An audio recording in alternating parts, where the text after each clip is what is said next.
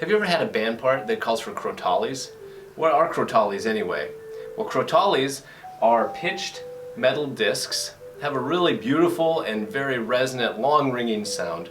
Generally you can have either 1 octave or 2 octaves. So here's a set, and you can see that they're set up just like a glockenspiel or a piano, C, C sharp, D, D sharp, and you can play melodies on them.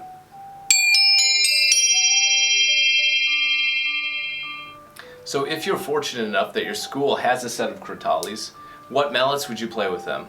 Well, they're very much like a glockenspiel. You can use brass mallets, or you can use either a hard plastic or other type of acrylic mallet. So what should you do if you don't own a set of crotales? Well, here's a little trick. You can have a glockenspiel, and instead of playing it with mallets the way you normally would, play it with the sides of finger cymbals. Now it's not the exact same sound as crotales, but it gets you a step closer than just using a glockenspiel.